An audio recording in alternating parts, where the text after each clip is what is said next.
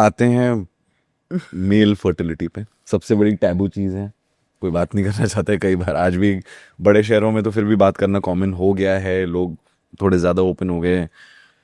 छोटे शहरों में, गाँव में आज भी उसको तो देखा ही नहीं जाता है। मेल फर्टिलिटी के बारे में प्लीज़ मुझे कुछ समझाइए, बेसिकली आप समझाइए कि ये क्या होता है। इनफर्टिलिटी, सॉरी, मेल इनफर्टिलिटी के बारे में मुझे ये समझाइए। ओके, सो सबसे पहले I will tell you, male and female infertility in today's day and age 50-50 हो गई है एकदम। अगर एक कोई पेशेंट आके मुझे बोलता है कि मुझे प्रॉब्लम है, तो सबसे पहले जो मैं टेस्ट कराती हूँ उसमें सीमेन एनालिसिस भी एक टेस्ट होता है। बिफोर आई टेल यू कि उससे मुझे क्या पता चलता है, I will tell you the resistance जो मुझे मिलता है। मैंने फीमेल के 15 टेस्ट भी लिख दिए ना, वो दोनों कपल भी जल्दी से मान जाते हैं। और जैसे ही हस्बैंड को बोला कि आपका टेस्ट होने वाला है, मुझ में तो कोई कमी नहीं है, मैं तो टेस्ट नहीं कराऊंगा। And I am talking about educated people.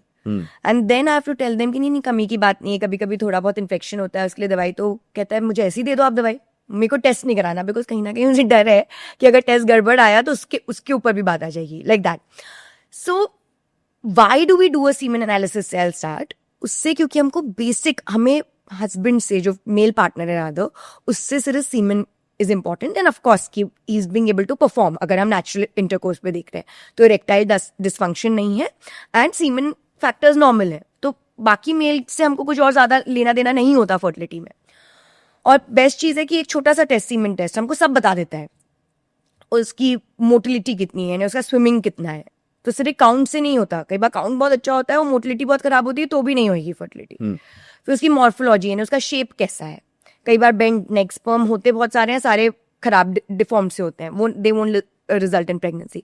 कई बार बहुत थिक होता है सीमेन, तो उस वजह से वो स्विम करके पहुंच ही नहीं पाएगा ट्यूब तक, तो उसको बोलते हैं high viscosity. So there are multiple things that we see and on the basis of that we can treat, guide. Males में सबसे अच्छी चीज ये है कि हर 3 महीने में नया सीमेन बनता है। They are not like females की they are born with a fix number of sperms. तो हर 3 महीने में we have a chance to give them a fresh yield of fresh sperms.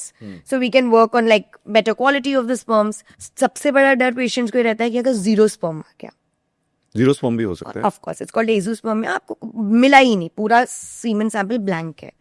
So I want to tell everyone who's watching this, उसमें भी you can have your biological child because we do something called as a TISA, जिसमें हम testicle से सीधे we put a needle and we try to take out the sperms, क्योंकि कई बार सिर्फ नली ब्लॉक्ड है, यानी वो बाहर नहीं आ पा रहा है बट वो जनरेट हो रहा है, तो उस वे से we take out the semen, we do an ICSI and you have a genetic child. तो why am I telling all this in so much detail is कि ये टैबू नहीं होना चाहिए। देखिए अनफॉर्चुनेट बात यह है कि आदमी को भी टैबू इसलिए क्योंकि उसके ऊपर इतनी बात आ जाती है कि उसकी तो मर्दांगनी में कुछ डाउट है, उस पर तो कुछ प्रॉब्लम है उसको, ऐसा। एज अ सोसाइटी हमको थोड़ा सा भी हैव टू, जैसे मर्दों को रोना अलाउड नहीं है उसी टाइप का ये बात है, तो we have to give them a little slack as well. That is one side of it. और दूसरी साइड ये है कि उनको अपना नाक कट जाती है उनकी, जैसे उन्हें पता चलता है कि प्रॉब्लम होगी। तो औरत में प्रॉब्लम है तो जी वो 50 इंजेक्शन लगवा ले, जो कर ले, या मैं तो छोड़ दूंगा इसको, मैं दूसरी शादी कर लूंगा, पर अगर मुझ में प्रॉब्लम है तो मैं क्या करने वाला हूँ। सो आई थिंक ये फियर जो है उस वजह से मेल इनफर्टिलिटी, कितने doctors they are scared to lose the patient, तो बोलेंगे ही नहीं मेल के टेस्ट के लिए। 9 साल के इनफर्टिलिटी के बाद मेरे पास पेशेंट्स आते हैं एंड आई एम लाइक सीमेन की रिपोर्ट का है, नहीं कराई। क्यों नहीं कराई? डॉक्टर ने बोला ही नहीं। हो सकता है पेशेंट भी झूठ बोल रहा है, I am not saying 100%, but इतना ज्यादा कि वो पेशेंट भाग जाएगा क्योंकि वो टेस्ट नहीं कराएगा बेसिक। एंड ये चीज मेरे साथ भी होती है, like I literally on the 3rd visit then I tell the patient very politely कि अगर आप सीमेन टेस्ट के साथ नेक्स्ट टाइम नहीं आएंगे तो मैं आपको कंसल्ट नहीं कर पाऊंगी। And that is not because I want to like उसको नीचा दिखाना है कुछ, भाई ट्रीटमेंट करूंगी तभी तो आपको रिजल्ट मिलेगा। देखिए स्पर्म भी लगने वाला है, शुक्राणु जिसको हम हिंदी में बोलते हैं, अंडा भी लगने वाला है, उसके बिना बच्चा नहीं हो सकता। 2 शुक्राणु मिलकर बच्चा नहीं बनाने वाले, 2 अंडा मिलकर बच्चा नहीं बनाने वाले हैं। सो जब हमको जो दोनों चीजें चाहिए उसके लिए हमको दोनों चीजें चेक करनी है। अब जिसमें भी प्रॉब्लम है, लकीली साइंस इतना एडवांस हो चुका है कि 80 to 90% ऑफ द केसेस में हमको कुछ ना कुछ सोल्यूशन मिल ही जाता है। आपने एक चीज कही कि हर 3 महीने में स्पर्म रीजेनरेट हो जाता है, पर जो लोग सेक्सुअली ज्यादा एक्टिव है उनकी तो स्पर्म मोस्टली डेली या वीकली या कुछ, तो वो तो वैसे ही यूज हो रहा है। करेक्ट। लोग मास्टरबेट करते हैं, यस यस, उसमें भी तो you are releasing the sperm ना, तो Correct. वो 3 महीने का साइकिल कैसे हुआ, मैंने वो नहीं समझा. ओके सो जो बाहर रिलीज होता है वो is the final mature outcome of it. So just like अगर हम यहाँ पे बैठे हैं अभी, जो इसके यहाँ टुडे आने से पहले जो भी चीजें हुई होंगी, those are the prerequisite things that जो 3 महीने लेते हैं. तो स्पर्मेटोगोनिया, अलग अलग स्टेजेस, स्पर्मेटिड फॉर्म होता है, बहुत सारी चीजें फॉर्म होती हैं जो माइटोसिस मियोसिस होते होते होते फाइनली मेच्योर स्पर्म तक पहुंचती हैं. तो ये जो डिफरेंट चीजें हैं, जस्ट लाइक बच्चा, जैसे फॉर एग्जाम्पल एम्ब्रियो से फिर 1 महीने का बच्चा बनता है, फिर 2 महीने का, फिर फाइनल बेबी डिलीवर होता है 9 मंथ्स में. स्पर्म भी एग्जैक्टली वैसे ही है. तो उसका प्रोसेस जो इजैक्यूलेशन में बाहर आता है वो 3 महीने अप्रोक्सीमेट टू सी रिजल्ट्स. जैसे अगर मैंने कोई दवाई दी है तो उसका ग्राउंड लेवल से उसका फायदा होने के लिए 3 महीने लगता है. दैट डजंट मीन कि अगर आप मास्टरबेट करते हो या आप रोज सेक्सुअली एक्टिव हो तो आपका स्पर्म काउंट कम हो जाएगा. ऐसा कुछ नहीं है. जो अगर आप से 75 मिलियन स्पर्म्स अप्रोक्सीमेटली आपके पर इजैक्यूलेट निकलते हैं.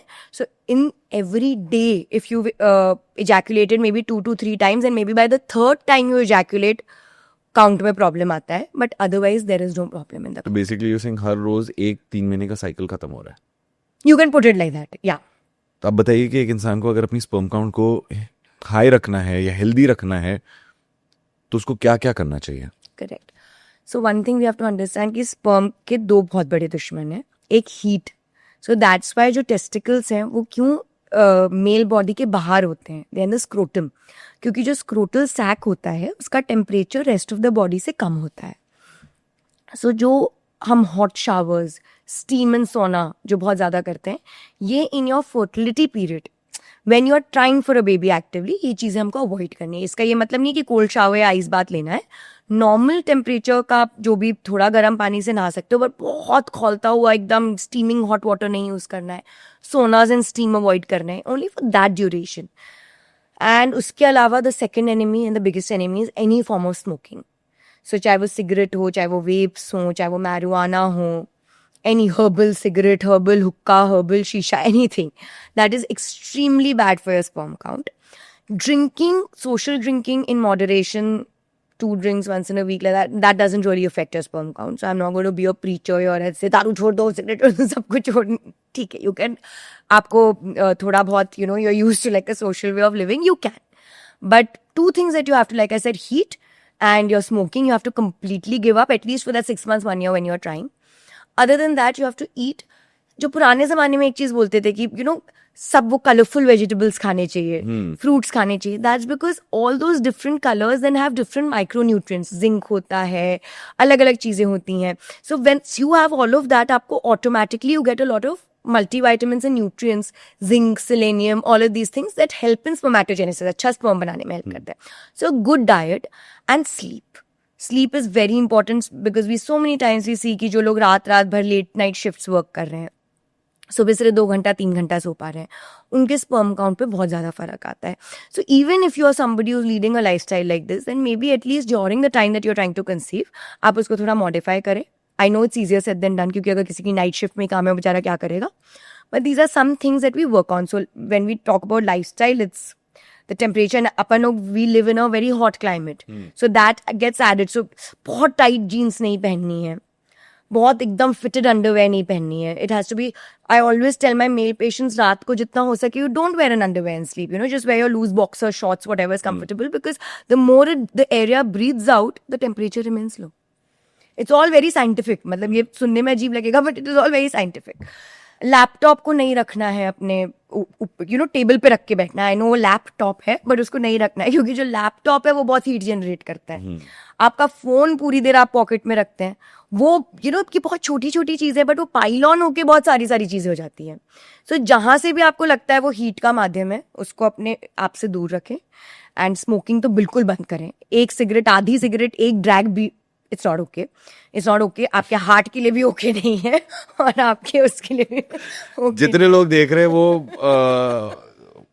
अकेले में देखेंगे, मुझे ऐसा लग रहा है कि घर पे नहीं पता चले या बीवी को नहीं सुनाई चले. See, the thing is, उस टाइम के लिए छोड़ दो. आई अंडरस्टैंड कि वो मुश्किल है ये. अब एक बात बताओ, जब आप आपकी पार्टनर प्रेग्नेंट हो जाएगी तब तो आप उसके सामने तो वैसे ही नहीं स्मोक करने वाले हो because it's going to be bad for baby. Then जब वो बेबी हो जाएगा तो आप उसके सामने स्मोक नहीं करने वाले फॉर पैसिव स्मोकिंग।